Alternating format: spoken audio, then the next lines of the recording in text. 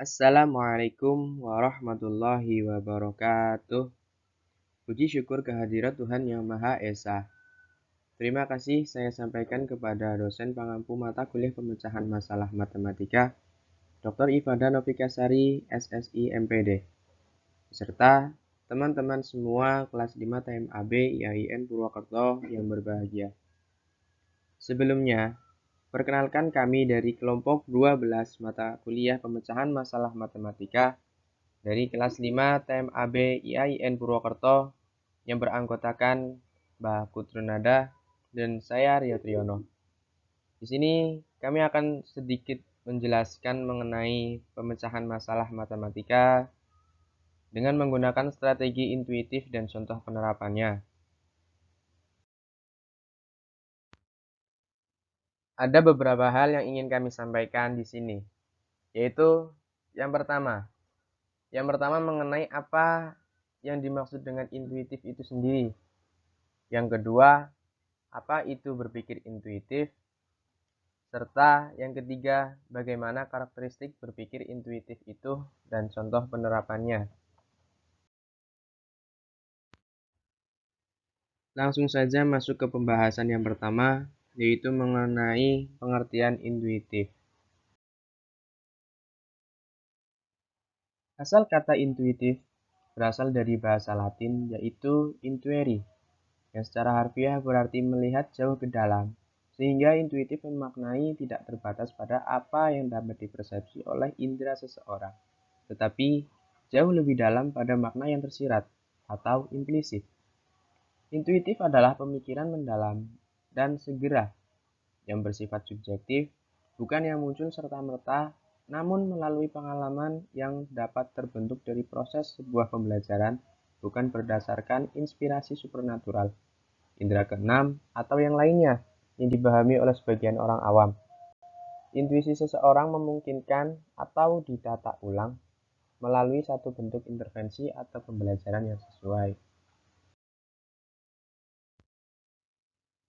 Lanjut kepada pembahasan yang kedua, yaitu mengenai berpikir intuitif. Berpikir intuitif, secara sederhana, berpikir adalah memproses informasi secara mental atau secara kognitif. Yang secara lebih formal, berpikir adalah penyusunan ulang atau manipulasi kognitif, baik informasi dari lingkungan maupun simbol-simbol yang disimpan dalam memori. Jadi, berpikir adalah sebuah representasi simbol dari beberapa peristiwa atau item. Kemampuan berpikir intuitif merupakan kemampuan seseorang dalam memahami dan sekaligus menemukan strategi yang tepat dan cepat dalam menyelesaikan masalah yang muncul secara spontan, bersifat segera, global, atau mungkin secara tiba-tiba dan tidak diketahui dari mana asalnya. Karena kemampuan berpikir intuitif setiap orang berbeda-beda, berdasarkan asal mulanya, Fishman berpendapat bahwa intuisi terbagi menjadi dua. Yang pertama, intuisi primer, yaitu intuisi yang terbentuk berdasarkan pengalaman sehari-hari individu dalam situasi normal, tanpa menjalani proses instruksional yang sistematik. Yang kedua, intuisi sekunder, yaitu intuisi yang terbentuk melalui proses pembelajaran yang umumnya berada di dalam sekolah.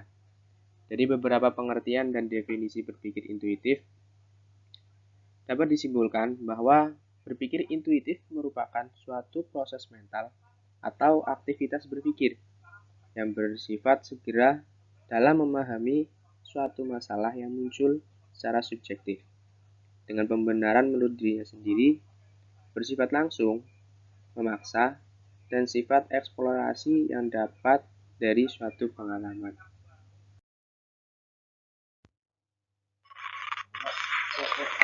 Untuk poin yang ketiga yaitu karakteristik berpikir intuitif matematika. Fishman telah menemukan karakteristik umum berpikir intuitif dalam matematika.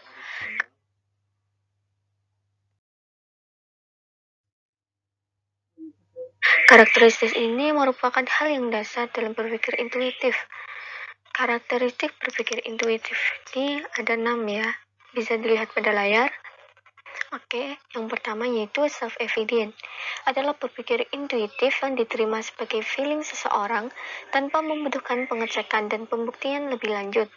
Contohnya yaitu jarak terdekat antara dua buah titik adalah garis lurus. Kemudian yang kedua yaitu intrinsic certainty.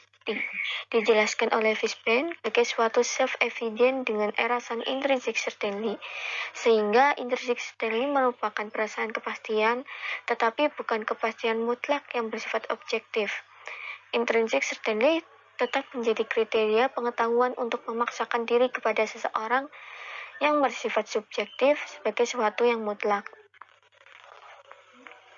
Kemudian yang ketiga yaitu coercivence, artinya dalam berpikir intuitif terdapat sifat memaksa dari seseorang dalam hal strategi, penalaran, seleksi hipotesis, dan solusi. Hal ini berarti seseorang cenderung untuk menolak dari interpretasi alternatif yang bertentangan dengan berpikir intuitifnya. Sebagai contoh, siswa dan bahkan orang dewasa akan berpikir atau meyakini hasil dari suatu perkalian akan menghasilkan angka yang lebih besar, dan pembagian akan menghasilkan angka yang lebih kecil. Hal ini dikarenakan selama belajar terbiasa dengan mengoperasikan bilangan asli, namun setelah belajar bilangan rasional, ternyata keyakinan tersebut masih sulit untuk dirubah, padahal keyakinan tersebut dirasa sudah tidak sesuai lagi. Yang selanjutnya yaitu extrapolativeness, merupakan kemampuan untuk meramalkan melampaui dari segala dukungan empiris. Jadi harus ada dalam karakteristik berpikir intuitif. Karakteristik berpikir intuitif secara spesifik membutuhkan data yang selalu melebihi data di tangan, namun tebakan ekstrapolatif tidak cukup untuk membentuk suatu berpikir intuitif. Karena untuk membentuk suatu berpikir intuitif membutuhkan kepastian. Berpikir intuitif dalam suatu kombinasi dari informasi yang tidak lengkap dan kepastian yang terbaik dari pilihan yang ada. Sebagai contoh, subjek melihat kalender tertulis bulan Januari di halaman pertama. Mereka melihat di halaman kedua itu tertulis bulan Februari.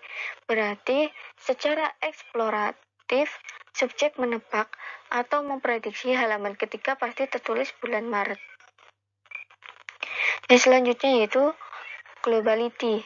Globality berpikir intuitif adalah aktivitas berpikir yang global, yang berlawanan dengan aktivitas berpikir yang logis, berurutan, dan secara analitis. Sebagai contoh, salah satu anak berumur 4-5 tahun diberikan 2 lembar kertas A dan B yang sama.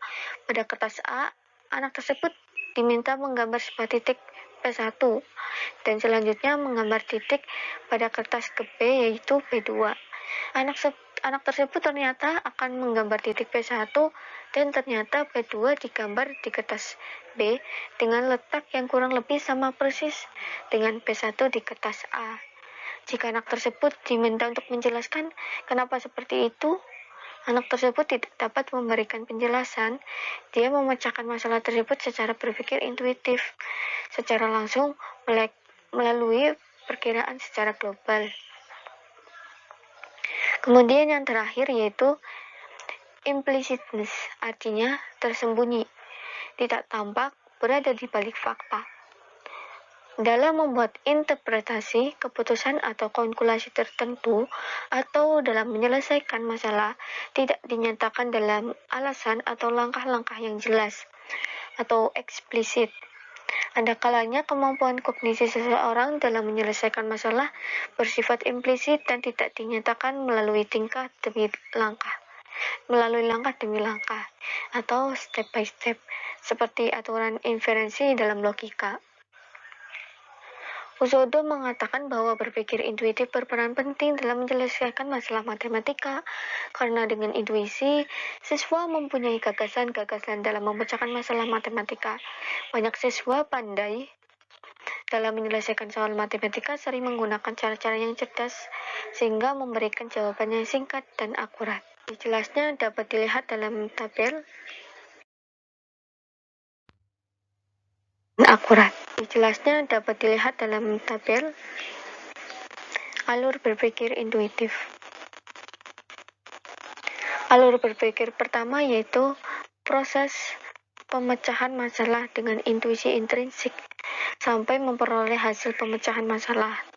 Alur berpikir yang kedua adalah proses pemecahan masalah matematika dengan intuisi interferensi sampai memperoleh hasil pemecahan masalah.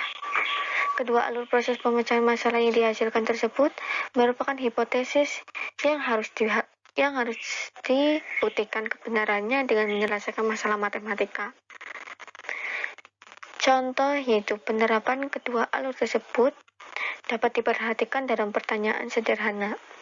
Seperti, apakah sudut yang bertolak belakang mempunyai besar sudut yang sama? Jika siswa langsung menjawab ya, maka bisa dipastikan ia menggunakan intuisi dengan sifat self-evident secara intrinsik untuk melaksanakan pembuktian jawaban setelah menjawab A, ya. Maka siswa menggunakan intuisi interferensi. Berpikir intuitif dalam menyelesaikan masalah matematika dikategorikan 3, yaitu catalytic inference, power of synthesis, and common sense. Yang pertama yaitu pengambilan kesimpulan yang sifatnya cepat atau spontan. Proses ini menggunakan jalan pintas dari suatu proposisi ke proposisi lainnya, yaitu dengan suatu loncatan ke suatu konklusi secara cepat tanpa mempertimbangkan premis dan perantaranya. Yang kedua yaitu power of synthesis, yaitu kemampuan mengombinasikan elemen-elemen yang heterogen tersebar ke dalam kesatuan atau keharmonisan yang utuh. Bagaimanapun juga hanya dengan mental logika yang bagus mampu memperoleh apersepsi secara sintesis dari relasi logika atau relasi dari himpunan. Kemudian dapat juga diidentifikasikan sebagai intuisi intelektual. Yang terakhir yaitu common sense, merupakan kemampuan yang didasarkan pada pertimbangan pengetahuan umum yang dimiliki dari pengalaman sebelumnya. Bisa dilihat pada alur berpikir intuitif ini, dari sebuah masalah matematika itu kemudian muncul ide dalam sebuah intuisi. Yang selanjutnya itu ada merupakan jawaban spontan atau pengambilan kesimpulan yang cepat. Jawaban spontan itu bisa bersifat dua, yaitu intrinsik dan interferensi. Intrinsik yaitu jawaban spontan yang muncul tiba-tiba. Jadi jawaban itu muncul dengan cepat, spontan, tanpa adanya hubungan dengan pengetahuan sebelumnya. Untuk interferensi yaitu jawaban spontan yang muncul akibat adanya hubungan dengan pengetahuan sebelumnya. Dari sifat dari jawaban spontan itu akan menghasilkan hasil penyelesaian masalah tersebut.